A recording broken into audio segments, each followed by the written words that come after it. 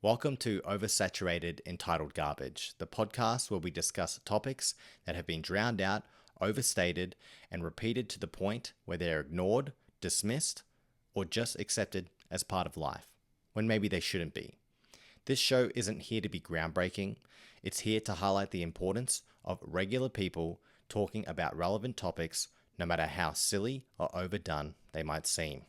Because when something becomes cliche, we tend to avoid it. But what if something really, really important is cliche? When something gets talked about too much, we stop questioning it. But does that mean it's not worth discussing? Let's find out. Whenever I come back from holiday or I'm on holiday, I always have these moments where I become really aware of my body and where it's at compared to where I want it to be.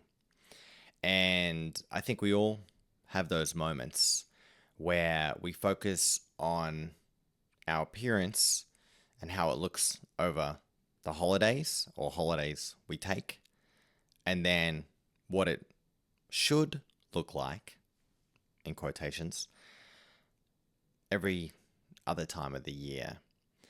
And it makes me think about a general switch or a general perception online, in social media, in popular culture, and in our society about how what we look like, rather than being healthy, takes the forefront.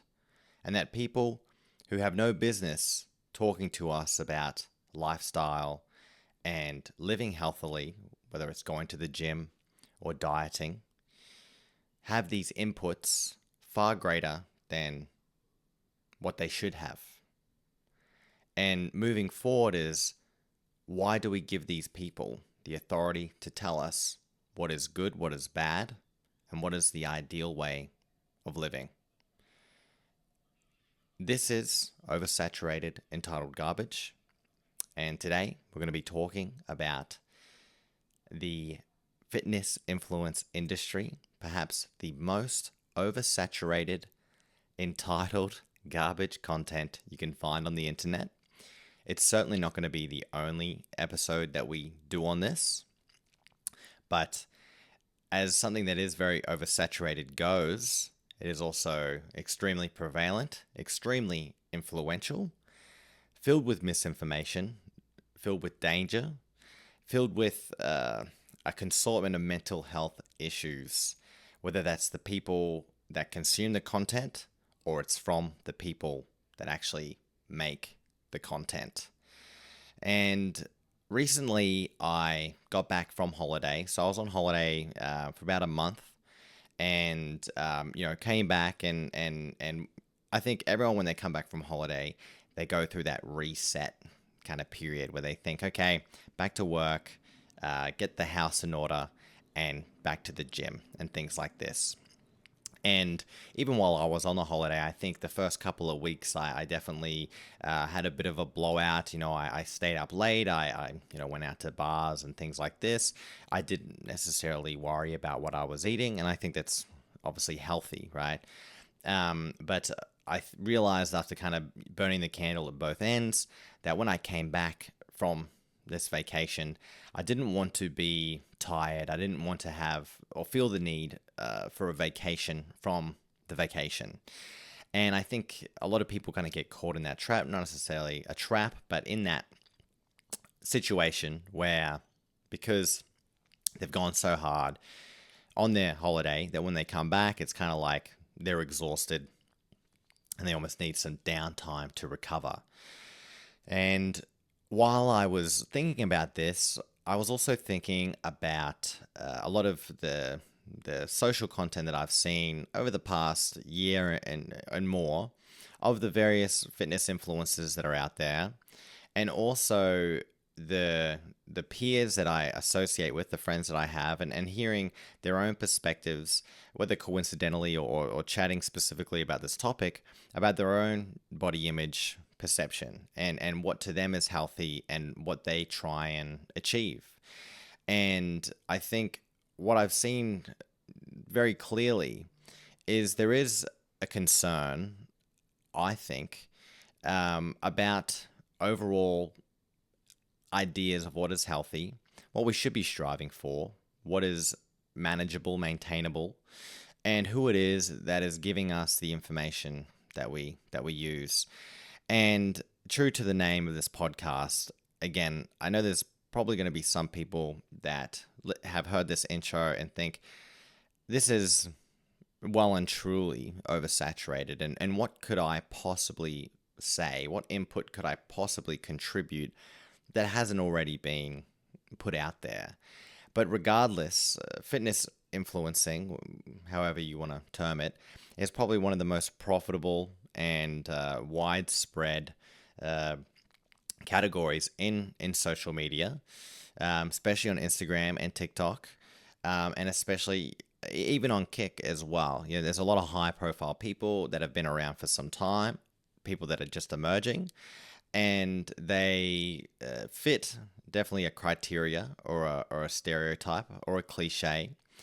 And from there, it doesn't really matter what they're saying in a lot of ways, because it all just kind of molds into one kind of big, I guess, mess of what not to do, what to do, and not really knowing what is the true and right way, or the best way to go about things. And over this episode, and it might be a bit longer than the average one, because I think it is, it's quite a deep rabbit hole. But I think talking about the type of people that are fitness influencers and how they embody well and truly caricatures of people. And I don't think they embody real people. And that might be an obvious thing to say, but I think when we get, I guess, our modeling from these kinds of people, and our ideal body types and our ideal lifestyles from these kinds of people, it has tremendous potential to warp reality for the everyday person. Because as I mentioned in the first episode that we did, was that while we might consume content quite innocently and with not much intention behind it, if we are exposed to things very consistently, it is inevitable that it's going to affect the way we think and what we think is a healthy body. And I think if I was to just let's do a bit of an exercise, and I'm talking about a particular social media influencer, and you might be able to recognize the description. This person is a male, and they post about 90% of their posts without their shirt on, and they do a lot of reels, consistent reels, and pretty consistently there's probably maybe 3 different areas they might post, and one being in the gym, 2 at home, and 3 outside. And then with the gym, there's obviously working out, but then there's also food. So I think this particular person, what they'll do a lot of is they'll post kind of them in front of a ring light, and they'll kind of step back from the camera. They'll do some turns. They'll show their abs or whatever it is. They might do a little pose, and then they'll do a very big smile, maybe a candid kind of laugh.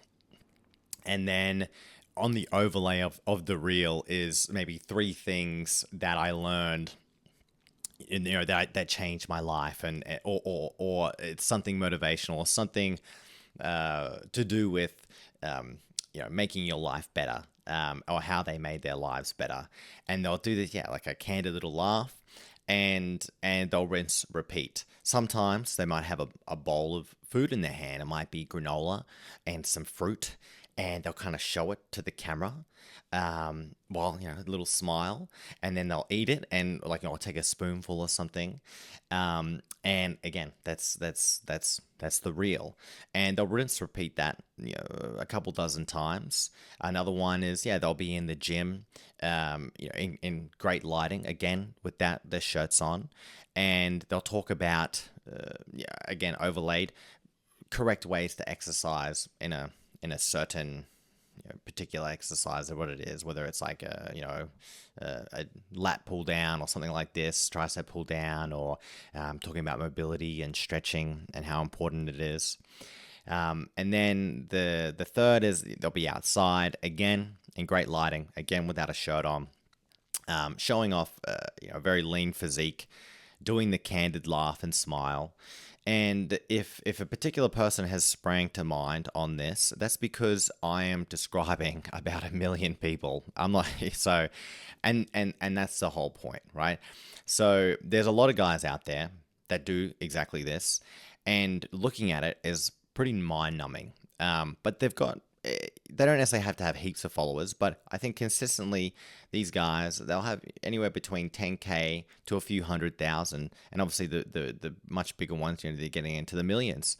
And these guys, they all fit the criteria, right? They're reasonably athletic, they're very lean, and they're reasonably good looking as well, right? And they fit that very typical aesthetic. And I think that's all you need in this day and age to then kind of start that kind of account. And the point of kind of bringing this up is because the information is secondary.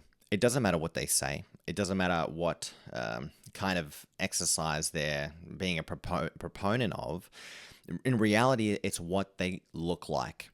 And often they'll make the very typical sweeping statements, as we've spoken about. Controversy generates views, and in this line of business, views are everything. Views is the money it's what brings in the money. It's what brings in sponsors. And so they'll take a standpoint, whether it's diet, whether it's a particular method of training, and that will be kind of their hill. That's their hill that they reside on. And like I said, it doesn't really matter what hill it is, because at the end of the day, it could be anything. And a lot of the time, it's demonizing other aspects of training as being inferior. And I think about my own fitness journey, and it's been widely varying. I've tried a lot of different sports. I've had a lot of different injuries. I've varied my fitness levels greatly in my 20s, and what I learned is that being, I guess, accepting of the benefits of every single discipline of training is of the most benefit. And for a regular person and regular training, when I say regular person, I'm talking about somebody who has a full-time job or close to full-time job, who isn't a high-level competitive athlete, but maybe they have hobbyist training intentions, whether it's CrossFit or High Rocks, whether it's jiu-jitsu or MMA or boxing, climbing, whether it's running, triathlon, swimming, all these things. I think it's a healthy endeavor to work towards these goals and fitness goals, and to have these goals. But then when the people that we model off are extremes, and often these guys aren't athletes in the sense that they're not elite athletes, they just look like they are. And I think that's the biggest difference, right? Is that when someone's an elite athlete, and if you've ever had, say, the privilege of being around someone who is an elite athlete, they often embody various traits, and I think one of them is openness, right? I think when it comes to elite athletes, the ones that I've met and spoken with, I don't see them ever having a real narrow point of view on how to get better in general, when it comes to your physical fitness and your health, as well as nutrition. I think they've been exposed to so many different aspects that they know that it's silly to assign and close yourself off to all these different things that would have individual benefits. And what I see very consistently among fitness influencers is a subscription to a particular type of training, and to express that it is a superior form. And I think when we fall into the cycle of potentially getting out of shape and wanting to get back into shape, again, these are the people that we model off. And we put a lot of pressure on ourselves, especially guys, to get lean and to look like these guys, because we think about perceptions and we think, speaking from a hetero perspective, we think about what women desire and what is the most desirable person for a guy. And when we see this kind of stuff everywhere, this particular kind of male influencer, we think this is what we have to get to. And a lot of the time I've observed that these fitness influencers, one, they don't actually have a lot of knowledge. What they have is the physique, and they have the face card.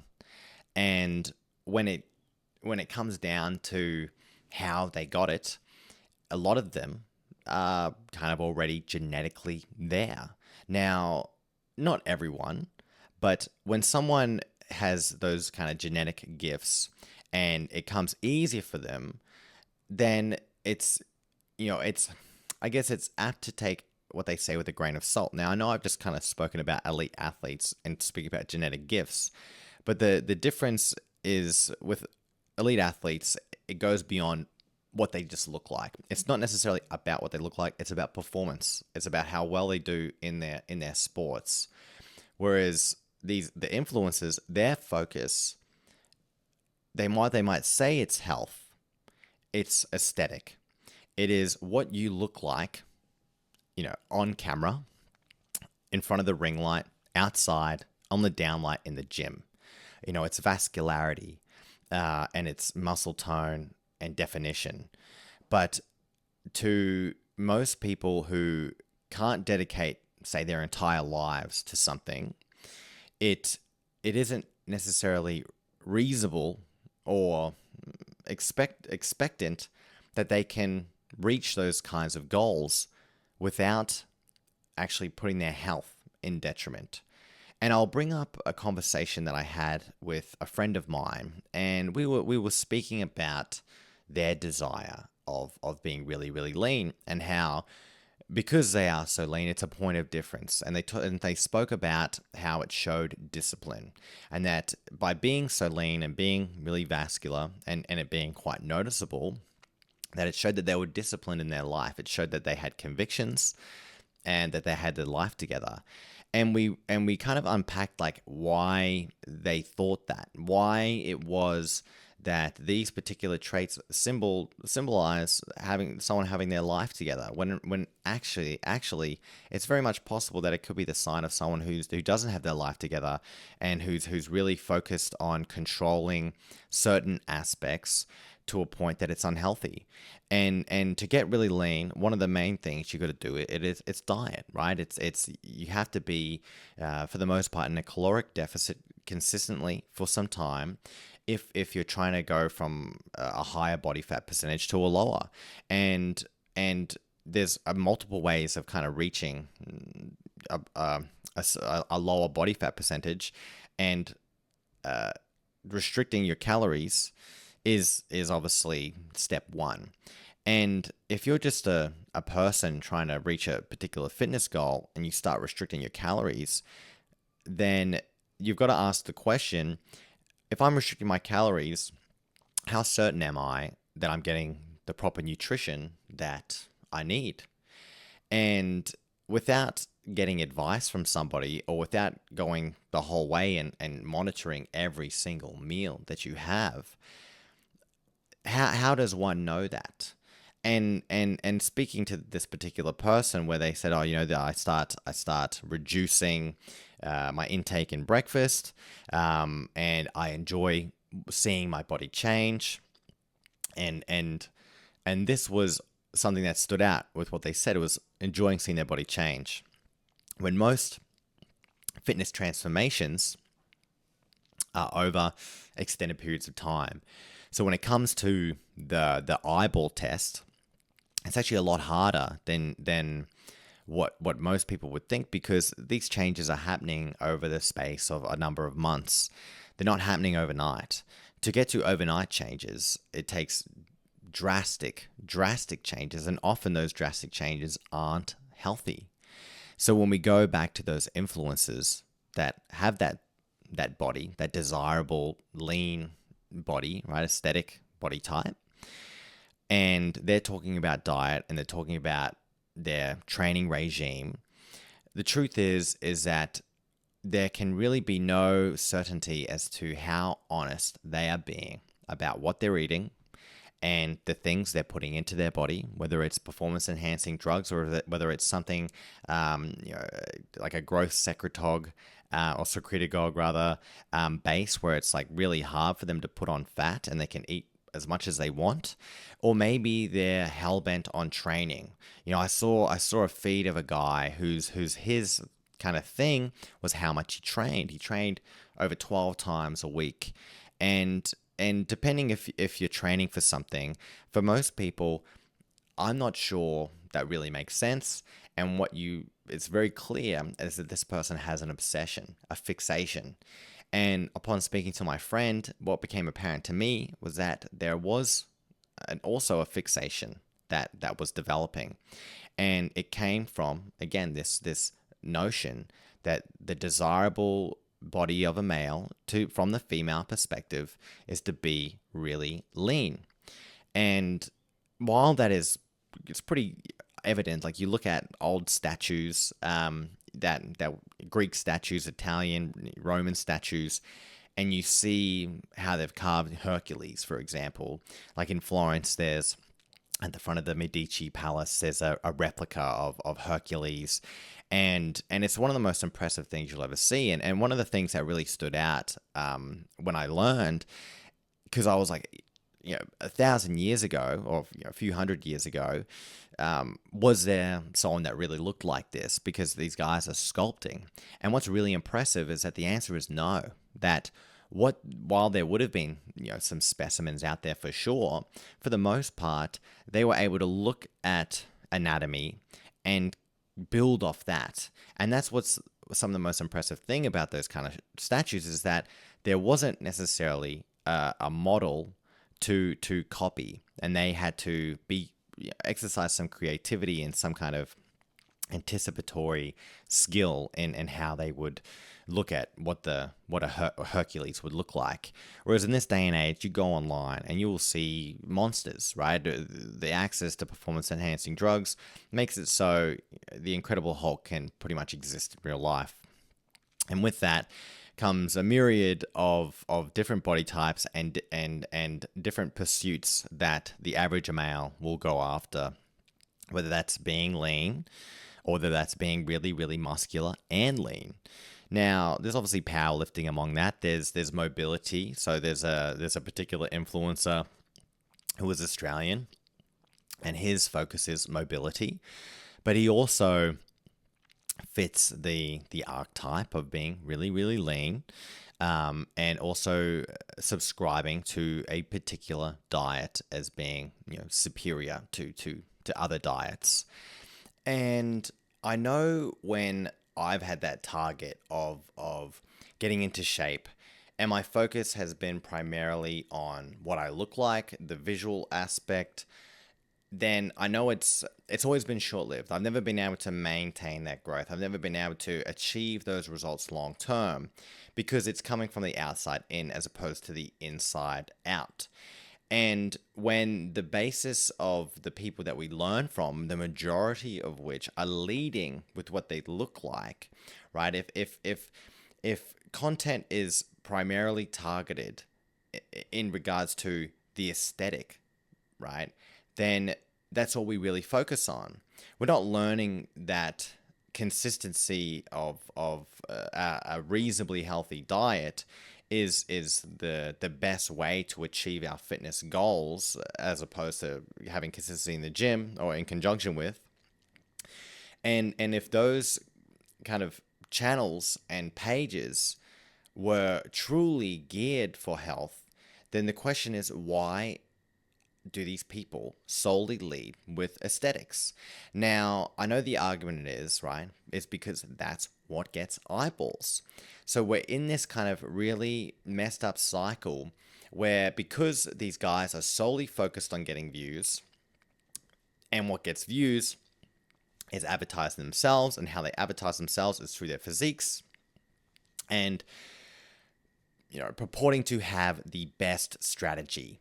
I've got the best strategy. This is what's best for you. If you follow what I do, you will look like me.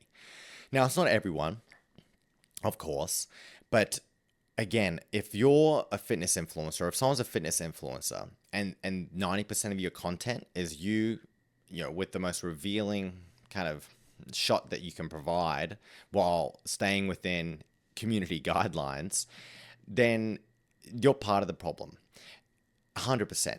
And that might be a controversial statement, but in reality, we've got a huge problem on our hands, and not just men, but also women, in the fact that we focus so much on the appearance and so much on this idea that being lean is being healthy. And I've seen it within these people where they exercise so much control over what they eat without any concern to the fact whether they're hitting nutrition. Now, they might think, oh, I'm hitting protein, but protein is only one thing, right? When we're talking about things for joints, things for ligaments, your bones, your stomach, your skin, even just energy levels, all of these things matter. And it's not necessarily just about hitting your protein, having less carbs, having a certain amount of fat, or having a high fat diet with a lot of protein, or whatever it is. It's about hitting all of those markers, and that is the true indicator of health. And if we were to switch our viewpoint to what is healthy as opposed to what looks good, then what comes naturally after is looking good. But when we focus solely on looking good, that doesn't necessarily result in what is healthy. And if we flip the gender to the female fitness influencer, which in reality, I know I say in reality a lot, but in the practice, female influencers are much more popular than men. And one is because they attract also the male gaze far more than male fitness influencers attract the female gaze. So males also consume that content. And with that is the same kind of strategies of showing your outward appearance, showing what is the typical aesthetic for a female body. It's big butts, it's toned legs, it is abs, but definitely not as focused as what guys are. I think it's not necessarily getting bulky, it's getting toned and bulky in the right places. And there is this element of also effortlessness, right? So I think there's a different kind of pressure on women because one, guys can eat a bunch of food, doesn't have to be healthy, and they can hit some weights and they can put on some muscle and some size, and that is a good result. Whereas for women, I think there's a lot more pressure to stay within the bounds of not too necessarily masculine or typically masculine, and also adhere to the cliche notions of the male gaze, right? So yes, men are under pressure, not to say under pressure, but from women, but from themselves and from the content they consume to look like a certain way. And women are under that same pressure, if not more so, because there is a far more judgmental element when it comes to female fitness and what a woman should look like. Now, one could argue it's not really fair to compare one to the other, which has more pressure, and that's exactly it's not my point at all. My point is that if we break things down and we ask ourselves, why do we want to get fit, and why do we want to live a certain lifestyle? Why do we want to look a certain way? Is it because we're being overwhelmed with so much content that says that this is the way? Or is it because intrinsically deep within ourselves, it is of a high value? Now, there is a tightrope, 100%, where it's like it could be of high value, but then you can become obsessive and fixate, like the influencers out there that train constantly, and that's their kind of theme. They train constantly, and it's very clear. It's like if they were to get injured or they had to take a few weeks off, it'd be a living hell for them. And if you're someone that can't take a few weeks off if you have to, or a week where you kind of miss a few days of training is something that's really frustrating, then there is that element of an unhealthy fixation.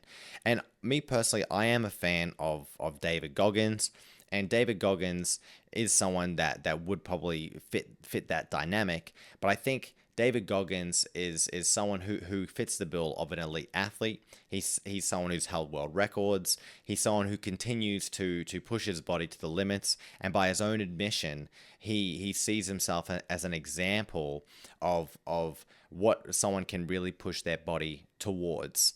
And he looks at himself as not necessarily someone to be copied, but someone to bring inspiration to others who are regular people, to tell them, hey, you're capable of probably a lot more than you think you are.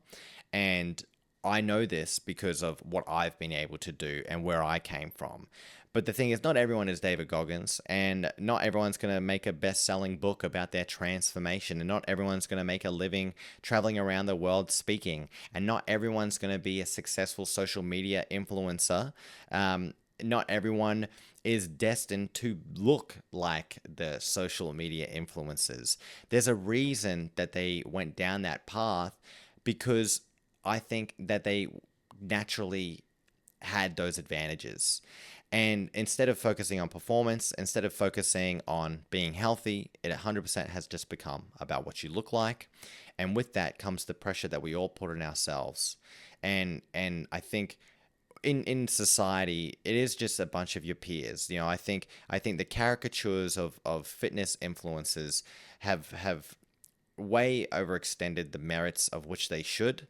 I think they're a spectacle, and I know there's probably a lot of guys out there that are providing positive content, and they combating with what gets the eyeballs. And as mentioned, what gets the eyeballs is showing off your body. Sex sells, physicality sells, and there's not much one can do about that. But there's such thing as a grifter. There's such thing as someone who just jumps on the bandwagon. Just because someone can do something doesn't mean they should.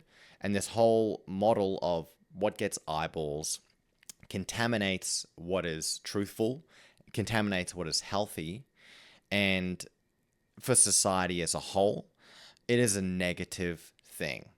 So beyond just having a conversation about the flaws in fitness influencers in general, it's also about asking ourselves truthfully how much we're affected by those kinds of people.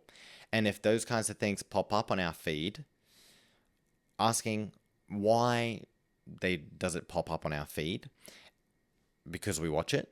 And if we are watching it, what exactly are we getting out of it?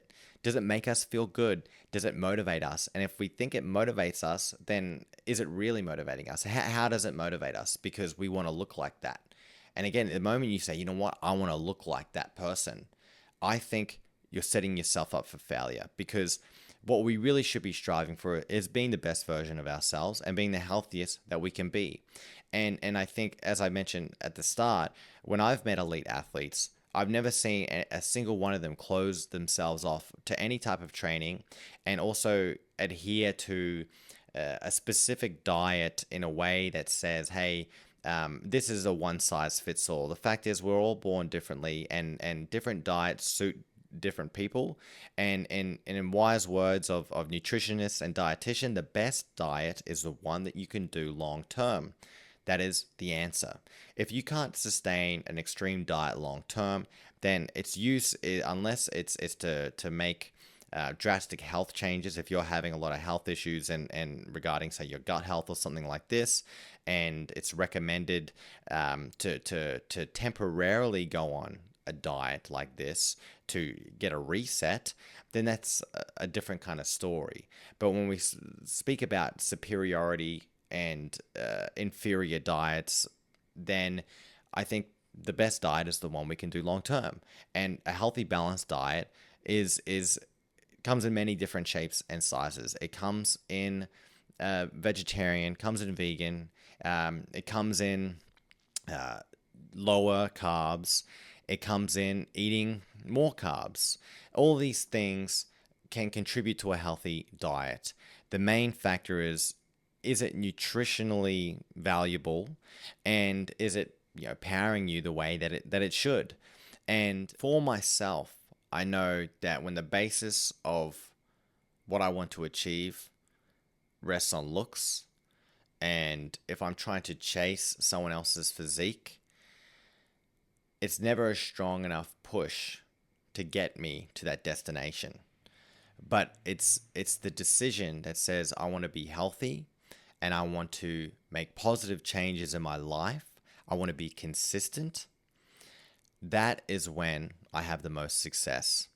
And to be honest, it has nothing to do with consuming fitness content. And one can say you can consume fitness content as a pastime, as something that you enjoy.